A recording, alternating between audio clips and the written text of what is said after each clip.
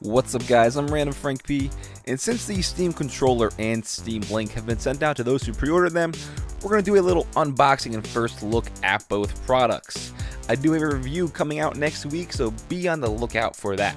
But yeah, like I said, for this video, I'm just going to show you inside the boxes, to give you like a first look and my first impressions of both of the products. Now I do want to note, I really dig their packaging design. It's simple, but it fits their Steam branding very well. Both the Steam Link and the Steam controller are $50 each, totaling only $100 for the duo, which is pretty good. Starting off, let's take a look at the Steam Link. You have your packaging sleeve covering the nice navy blue box with the Steam logo on the top left. Gotta get that unboxing knife, and bam, there it is inside the box. We have a matte black finish on the plastic TV streaming device, glossy logo on the bottom, a nice touch. And on the bottom, you have a nice big rubberized foot to prevent scratching the surfaces that it's on. Some various connectors around the Link that we'll get into a closer look at in a minute. And just taking a look at what else is included inside the box, you have your quick startup guide, of course, and the product info literature. Underneath that is another box, some Inception going on here. And we have, some wall outlets for specific countries. And again, in another box, you have your main US power adapter, some cables, and they were even nice enough to include an HDMI cord, so you can use this right out of the box, right as you get it started. Switching it over now to the Steam controller, which is their targeted solution to a controller and keyboard and mouse hybrid. Very interested to see how it performs and stacks up against other peripherals out there now. Again, same unboxing experience, and there it is, staring at you in the windows of your soul. So this is their concept for using a controller in the living room environment with the Steam Link. So you have your touch pads, which will act as your mouse and cursor movements. You also have one thumbstick, some bumpers and triggers on the top, as well as these paddles on the back, which what we've seen with like the Xbox One Elite controller and similar scuff modded controllers. Now my initial reaction was this is very, very lightweight, and it is all plastic. So it was very plasticky feeling, but we'll get into that. You also have your included 2 Duracell batteries, which yes, you need batteries to power this thing up, and the wireless little dongle receiver, which is you're going to connect to the controller to pair to your PC.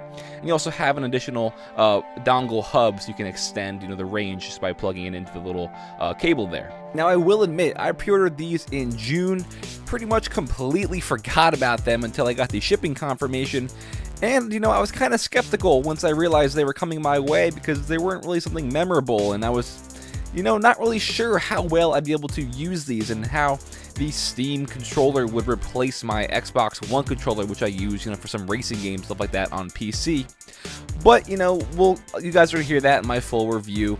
The Steam Link, though, which is like your streaming device, you connect this to your TV and you can stream all your games from your PC wirelessly. It is obviously recommended to use a wired connection, but you have your USB on one side, 2 additional USBs, your power jack, the Ethernet cord, and the HDMI on the back.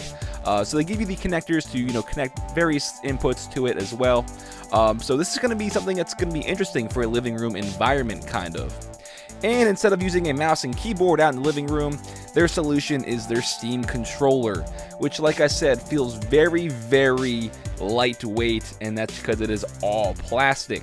I'm just going to tell you right off the bat, my initial reaction was, wow, this is kind of cheap feeling. On the back side, like I said, you have batteries. You put the batteries inside of both of the handles. Yes, it is still battery powered. It is not chargeable, which is kind of a bummer. The trackpads have a slight texture to them, but when you click them in, it feels very clunky. It's odd. You still have your a Steam home button there, your 4 A, B, X, Y buttons like you would see on a normal controller. The USB receiver, very small, discreet. You just plug it into the back of your PC and forget about it. Now comparing it to the $60 Xbox One controller, just showing you the difference and the comparison between both of them. The Steam controller is actually bigger, I'd say around 10% bigger, a little bit taller, a little bit wider, and like a fatter feel to it. And while it is bigger, it is noticeably about half the weight, so it'll be interesting to see how this stacks up in my full review, which is going to come out next week, like I've said. But for $50 each, that's pretty competitively priced. Again, targeted for using this in the living room for streaming your PC games to your TV.